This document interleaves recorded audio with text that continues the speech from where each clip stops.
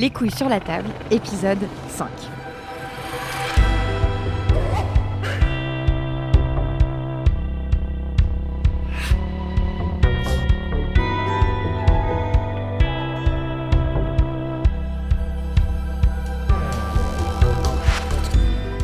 Colline Grandot, bonjour. Bonjour. Vous êtes une jeune réalisatrice française, vous vivez à Bruxelles et vous venez de réaliser un beau documentaire sur la place des hommes. La place des hommes dans une grossesse non prévue. Pendant 1 heure, on écoute et on regarde 5 hommes nous raconter leur histoire, leur ressenti face caméra. C'est très simple et très puissant à la fois. On espère que le film va vite sortir en France. Pour l'instant, il n'est diffusé qu'en Belgique, mais on va avoir la chance dans ce podcast de pouvoir en écouter plusieurs extraits. Donc dans ce film, vous vous posez la question de la place de l'homme face à une grossesse non prévue, quelle que soit la manière dont elle se termine, d'ailleurs par une naissance, une fausse couche ou un avortement. Pour situer le problème, déjà, combien d'hommes est-ce que cette situation concerne chaque année ? Est-ce qu'on a une idée ? Donc en France, il y a 200 000 avortements à peu près. Du coup, on peut supposer que ça concerne 200 000 hommes, enfin voilà, au maximum. Donc vous, c'est votre premier film. Pourquoi est-ce que vous avez voulu donner la parole aux hommes, parce qu'on n'entend que des hommes, à part vos questions pendant le film. Pourquoi est-ce que vous avez voulu donner la parole aux hommes sur ce sujet ? Est-ce que, comme on dit dans les milieux féministes, normalement, c'est pas d'utérus, pas d'opinion, non, sur un sujet pareil ? Mais ça s'est fait progressivement. En fait, au début, je me suis intéressée aux femmes. Et puis, un peu par hasard, j'ai rencontré un garçon à qui je parlais de ce projet de film sur l'avortement. Et il m'a dit... c'est chouette, moi avec ma copine il s'est passé ça. Et il me raconte son histoire, qui n'était pas du tout une histoire traumatisante ou traumatique, qui était plutôt quelque chose qu'il avait vécu, comme quelque chose qui l'avait fait progresser et quelque chose qu'ils avaient vraiment vécu à deux. Du coup, je me suis dit, tiens, son point de vue est intéressant, voilà, ce qu'il me raconte est intéressant. Et en plus, en fait, les hommes, on les questionne jamais sur ces choses-là, les grossesses non prévues, alors que potentiellement, ça veut dire qu'ils vont devenir papa, donc qui ont un rôle à jouer là-dedans. Donc voilà, tout ça me questionnait. Du coup, j'ai interrogé des hommes et les femmes en parallèle pour finalement me concentrer que sur les hommes. Parce que moi, je l'ai pas vécu, j'ai pas vécu d'avortement moi-même. Et je pense que j'avais finalement peu de choses à apporter, moi, sur la problématique par rapport aux femmes, alors que... les relations hommes-femmes, c'est quelque chose qui me questionne personnellement, dans mon travail. Et je trouvais que c'est un moment qui cristallise plein de choses, en fait, dans ces relations-là. Et donc, je trouvais ça intéressant d'explorer ça. Déjà, je pense que c'était très important pour moi et c'était un des gros enjeux du film, justement, de parler d'expérience et de ressenti et pas d'opinion. Sur l'avortement, parce que c'est pas n'importe quels hommes, voilà, c'est des hommes qui l'ont vécu et tout le travail de montage a été aussi justement d'extraire et de garder uniquement ce ressenti. Je propose qu'on écoute le premier extrait, qu'on en parle après. C'est un peu comme si t'es en état de choc, surtout à cet âge-là, quand tu l'as jamais envisagé, quoi. T'apprends un truc auquel oui, on t'en a parlé en théorie, oui, c'est possible, tu vois. Mais en pratique, c'était inenvisageable complètement que ça arrive un jour. Et donc j'étais hyper heureux et en même temps, je savais pas du tout comment gérer la chose, quoi. T'étais hyper heureux ? Il y a quelque chose de t'aimes quelqu'un et ça et finalement, et t'as plein de moments intimes avec, et en fait, ça finit par créer quelque chose, tu vois, finit par créer la vie. Bon, tu la constates pas sur le moment, mais tu te dis, je sais pas, il y a quelque chose d'assez magique là-dedans, quoi. Ce premier extrait, en fait, moi, je crois que c'est un des premiers constats que j'ai fait en commençant à interroger des hommes sur la problématique et qui m'a complètement sidérée. C'est que, là, Benjamin nous dit qu'il ne... Voilà, il dit, à cet âge-là, quand on l'a jamais envisagé. Voilà, et ça pour moi c'est très très frappant parce que qu'à une vingtaine d'années, alors qu'il a des relations sexuelles depuis déjà plusieurs années, 4, 5, 6, il ne l'est jamais envisagé. Enfin, j'ai l'impression que là, il y a une grosse différence entre les filles et les garçons dans la manière dont on nous présente les choses et dont on nous parle de ça. Parce que moi, j'ai l'impression que depuis l'âge de 12 ans, on me prépare à cette éventualité-là, alors que eux, quand ça leur arrive, ça leur ils tombent des nues, littéralement. Et en même temps, il dit cette phrase un peu touchante, là, de c'est un peu magique. Ça, c'est quelque chose que vous avez retrouvé dans les conversations que vous avez eues avec les hommes? Oui, il y a toujours donc il y a cette petite claque, on s'y attend pas, voilà, et il y a ce petit moment de mais en fait, voilà, je suis amoureux, et de cet amour naît quelque chose. Et bon, pas chez tous, hein, du tout, mais oui, je pense que ça fait partie, enfin, ça marque l'histoire d'amour d'une manière ou d'une autre, pas forcément négativement d'ailleurs. Il y a des couples que ça soude, un avortement, parce que quand on se rend compte qu'on est à deux, qu'on prend la décision à deux, qu'on se dit c'est pas maintenant, mais peut-être que dans un avenir plus proche, voilà. Enfin, il y a des... En fait, c'est une grossesse non prévue, c'est un moment de crise dans le couple. C'est-à-dire que l'individu, au sein du couple, doit remettre en perspective ses désirs à lui par rapport au projet du couple. Et donc, parfois, ça fait imploser le couple. En tout cas, ça précipite des choses qui, finalement, sont là en germe. Et parfois, ça soude parce qu'on se rend compte qu'on va dans la même direction et qu'on a envie des mêmes choses. Comment vous avez fait pour rencontrer les hommes que vous mettez dans le documentaire? Donc, ça a été très difficile. J'ai commencé par des amis et des connaissances. Et au fur et à mesure, j'ai essayé d'élargir. Et je crois que j'ai à peu près tout essayé. Et qu'il n'y a pas grand-chose qui a marché à part le bouche à oreille. Donc, c'est-à-dire les amis d'amis, les amis d'amis d'amis. Les réseaux sociaux, pour ça, ont été quand même très, très utiles. Mais est-ce que vous avez l'impression que vous avez eu plus de difficultés à recruter, je ne sais pas si on dit recruter, mais à trouver des personnes, des hommes, pour parler de ce sujet que pour parler d'autres sujets, même intimes? Oui, parce que en fait, ils ne se sentent pas légitimes à parler de ça. Enfin, on les sollicite jamais pour parler de ces questions-là. Et du coup, tous les garçons que j'ai rencontrés qui ont bien voulu accepter de parler, ils étaient d'abord hyper surpris que je les interroge sur cette question-là. D'abord, je pense parce qu'ils ont l'impression que je leur demande de parler de l'expérience du corps de quelqu'un d'autre. Or, c'est pas du tout ça que ma démarche. Ma démarche, c'était de leur demander, toi, qu'est-ce que tu ressens ? Qu'est-ce qui s'est passé à ce moment-là ? À quoi t'as pensé ? Comment vous avez vécu la chose ? Ensemble, pas ensemble ? Enfin, voilà. Quelle a été ta position par rapport à ça ? Et donc, non, c'était... Et en plus de ça, c'est une parole qui ne circule pas. Les hommes n'en parlent pas entre eux. Ils n'ont pas vraiment de lieu non plus pour en parler.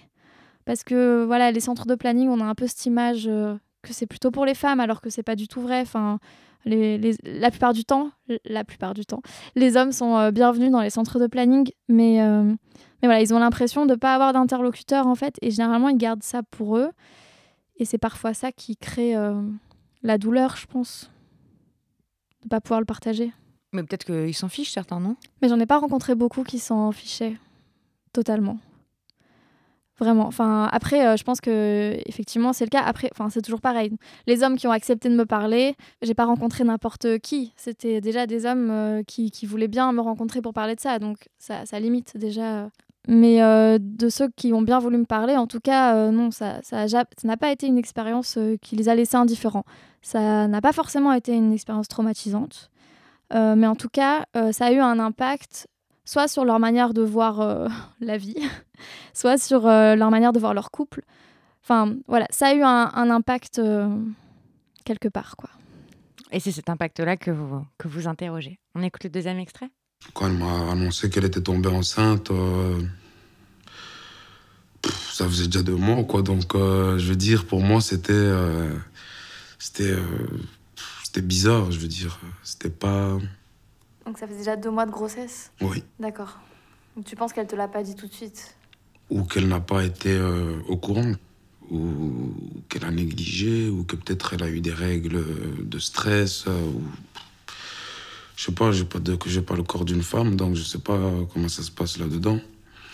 Mais voilà, moi, pour ma part, quand elle m'a annoncé ça, je veux dire, ça m'a frappé, quoi.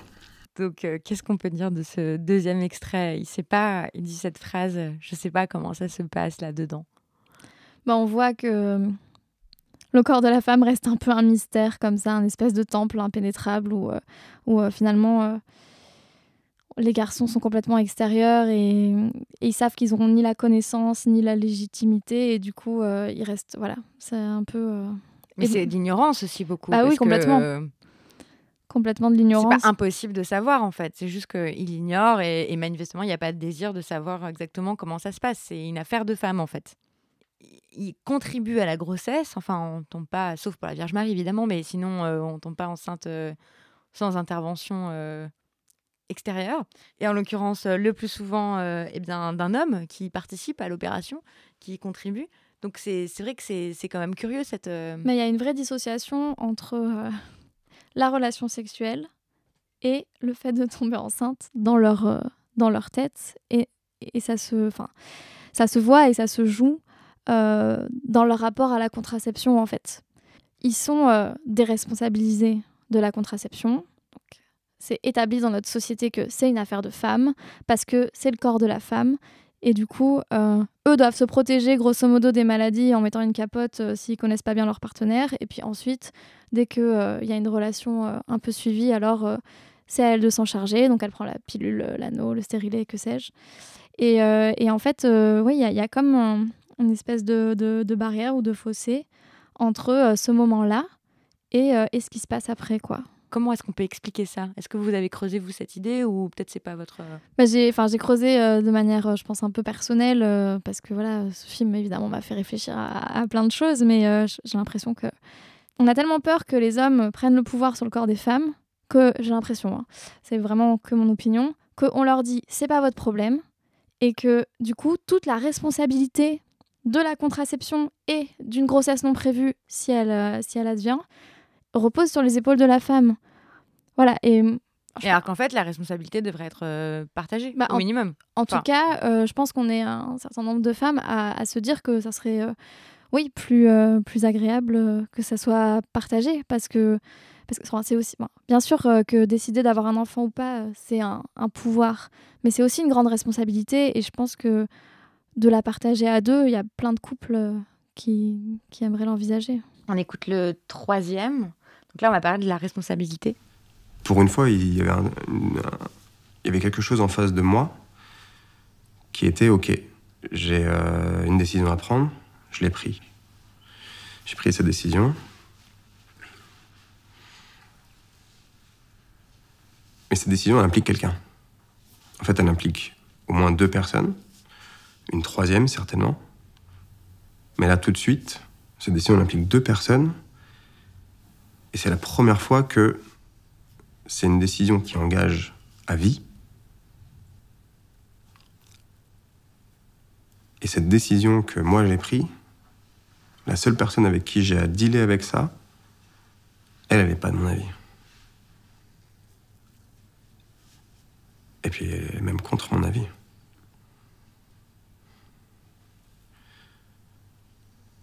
Du coup, c'est... toujours eu tendance à aimer gérer les choses. Et là, d'un coup, d'un seul, je gère plus rien. Donc là, on tombe sur la question du contrôle, du pouvoir, de la responsabilité. Il dit gérer les choses, ne pas gérer les choses.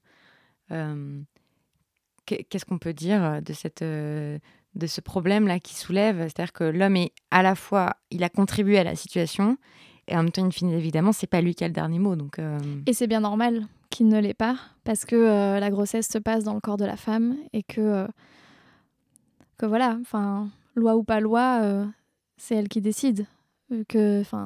Si quelqu'un d'autre décide pour mon corps, alors ça veut dire que je suis une enfant, en fait, que je suis pas une adulte à part entière qui prend les décisions pour moi. Donc, je pense que ça, c'est quelque chose dans lequel je suis convaincue et que le film défend.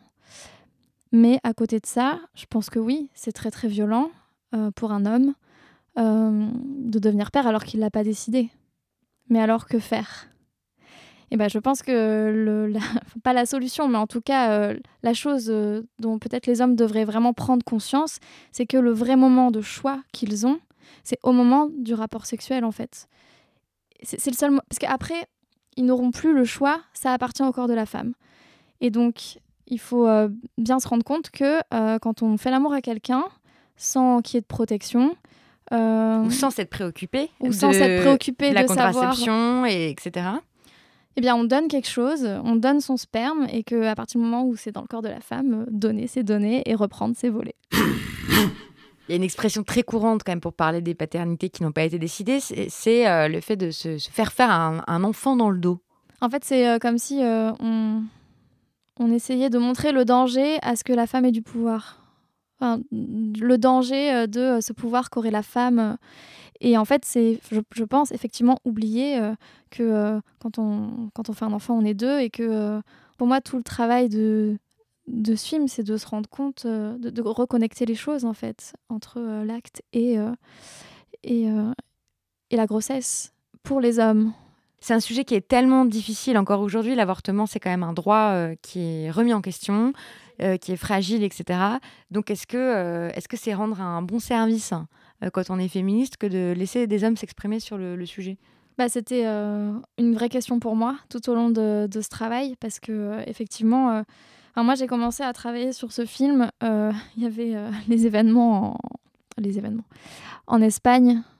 Et puis ensuite, il y a eu la Pologne. Et puis voilà. Et puis un peu partout en Europe, tout d'un coup, il y avait une remise en cause de ce droit. Et à plusieurs moments, je me suis demandé, mais est-ce que t'es pas en train d'encourager quelque chose que tu défends pas ? Et en fait, je pense que non. Enfin, je pense que c'est important de parler de la place des hommes. Enfin, on pourra rien changer tant que quelque part, on ne questionnera pas cette place-là aussi, parce que c'est interdépendant, nos deux places. On aura beau changer la place des femmes, si les hommes ne bougent pas. Et c'est vraiment... Voilà, moi, c'est ça que je défends en leur donnant la parole, sachant encore une fois que je ne leur donne pas la parole pour qu'ils disent une opinion ou pour qu'ils aient un contrôle sur l'événement, mais pour qu'ils puissent exprimer un ressenti, et justement de quelle est leur place pour eux, comment ils se sentent eux, et qu'est-ce que nous, les femmes, on attend d'eux. Et donc c'est tout ça que je questionne, et j'ai l'impression aussi que c'est important pour moi que le discours féministe, ou en tout cas les positions féministes, soient aussi audibles par les hommes, et que on ne reste pas dans ça ne regarde que les femmes et on reste entre femmes. Parce que, moi, personnellement, je préférerais ne pas supporter la contraception toute seule, par exemple. Ou j'envisage que d'avoir un enfant, c'est un projet que j'ai envie de faire à deux. C'est pas forcément le cas de toutes les femmes. Et là encore, on n'est pas... Les femmes, individuellement, on n'est pas obligé de donner une place à l'homme. Mais je trouve ça important que eux puissent la prendre. Et de ne pas être juste passif devant cet événement-là. Oui, comme si c'était pas leur problème, comme s'ils y étaient pour rien, comme s'ils sortaient avec la Vierge Marie, quoi. On écoute le 4e, qui est un peu plus âgé que les autres. En fait, c'est le seul personnage qui va être père à la fin. C'est ça ? Qui est père. Je crois que j'ai vraiment... j'ai un peu honte de dire ça, mais envisagé toutes les solutions. Y compris celle de fuir, je veux dire. Qui est la solution qui a été l'usage masculin pendant des siècles. Hein. Nous avions ce grand privilège autrefois, Jean-Jacques Rousseau, des grands noms, de tourner les talons et d'abandonner les enfants. C'est peut-être... aujourd'hui, non. Ou alors, quand même assez difficilement. Mais j'ai même pensé à ça, oui. Et comme c'était pas du tout envisageable, oui, non, je lui ai dit que oui, j'arrivais, que je voulais participer à l'échographie. Donc j'ai participé à l'échographie. Et pendant toute une période, ça a été une relation assez froide entre nous. Ça a été dur. J'avais une très grosse mauvaise conscience. Et les premiers temps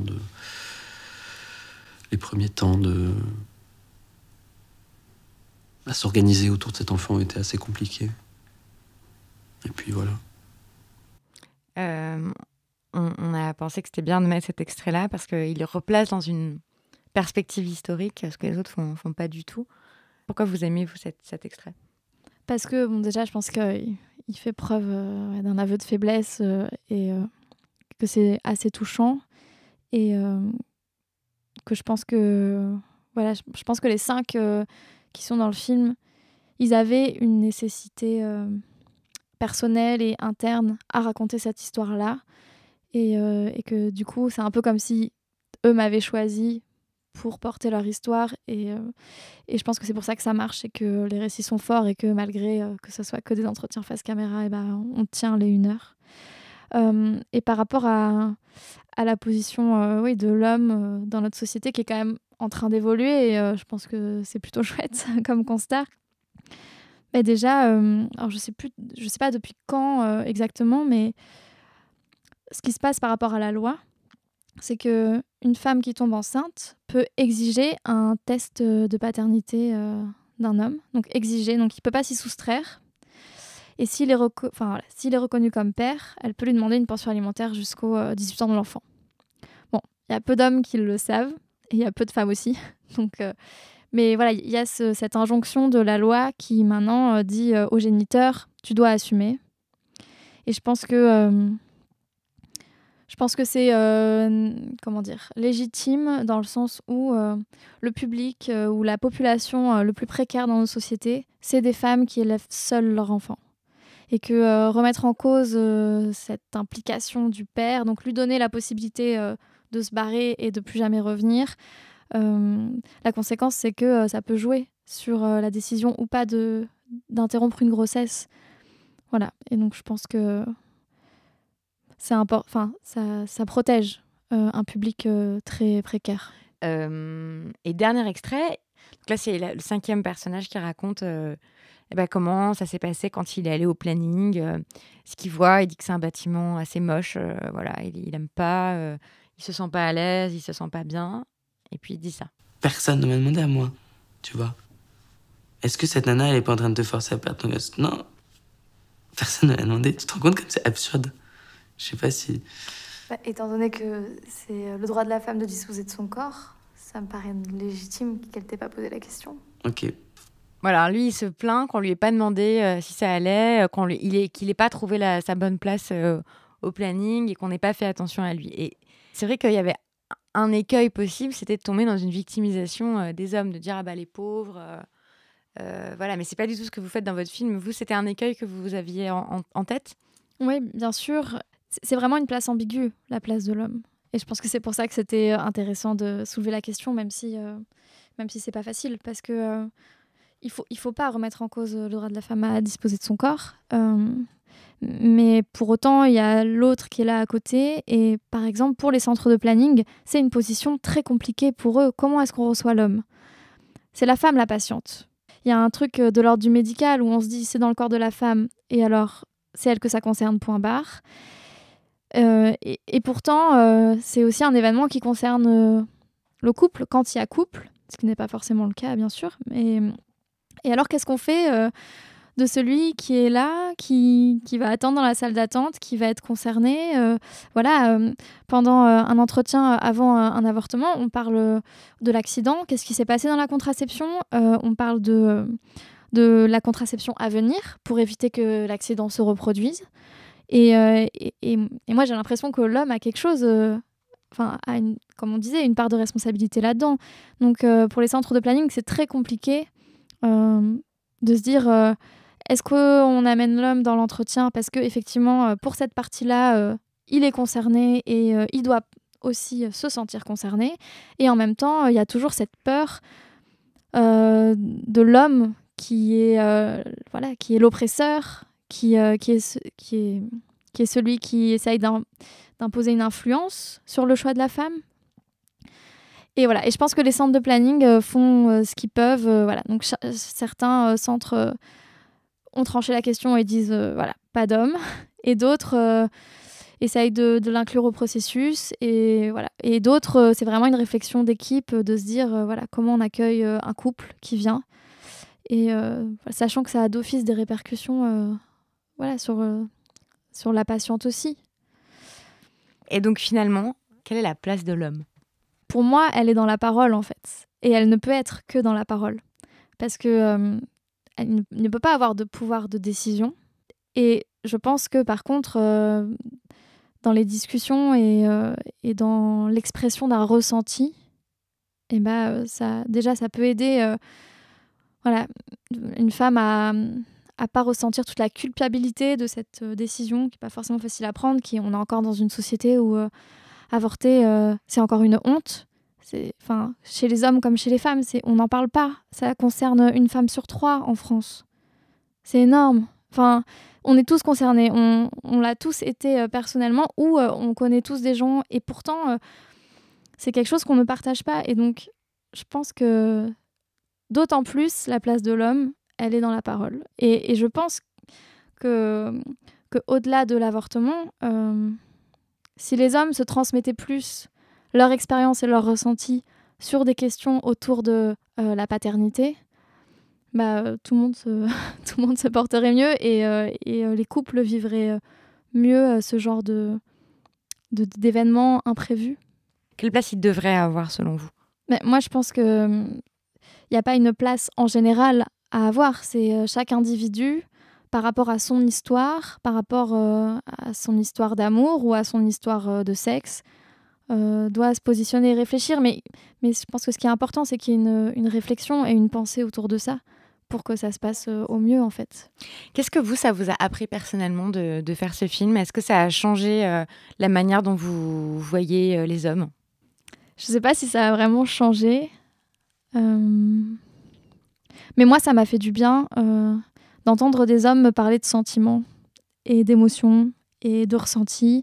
En fait, je crois qu'un des désirs de faire ce film, c'était beaucoup de questionner les hommes par rapport à justement à un désir ou un non-désir de paternité. Je pense que ça, c'est quelque chose qui me manquait. J'entendais trop peu d'hommes me parler de ça. Et moi, en tant que femme, j'avais envie de l'entendre. J'avais envie de savoir qu'est-ce qui se passe à ce moment-là pour eux. Et est-ce que c'est une peur ? Est-ce que c'est une envie ? Et quand il y a refus, pourquoi ? Voilà, tout ça, c'est des questions, je pense, qui m'animaient personnellement et dont j'avais envie d'entendre. Pour terminer, Colline Grandot, est-ce que vous avez une œuvre à nous recommander ? Moi, le film qui m'a vraiment marqué ces 2 dernières années et qui m'a fait réfléchir, pas spécifiquement sur la place des hommes, mais qui me semble assez important de voir aujourd'hui, c'est Ouvrir la voie de Amandine Gay. Voilà, moi, ça m'a vraiment appris des choses sur moi et sur mes représentations et sur les clichés qu'on véhicule et qu'on continue de transmettre alors que pourtant on a une conscience féministe ou quoi que ce soit. Donc je trouve que c'est vraiment un super beau film d'entretien face caméra de femmes noires qui racontent qu'est-ce que c'est d'être une femme noire. Et voilà, et c'est vraiment... Ouais, c'est un très très beau film. Il n'est pas beaucoup distribué malheureusement, mais c'est vrai que ça vaut vraiment la peine de le voir. Moi aussi, j'ai beaucoup aimé. On entend des choses qu'on n'a jamais entendues en fait dans ce film. Eh bien, c'était le 5e épisode des Couilles sur la table avec la réalisatrice Colline Grandot. Vous retrouvez toutes les références des œuvres, et des dates, etc.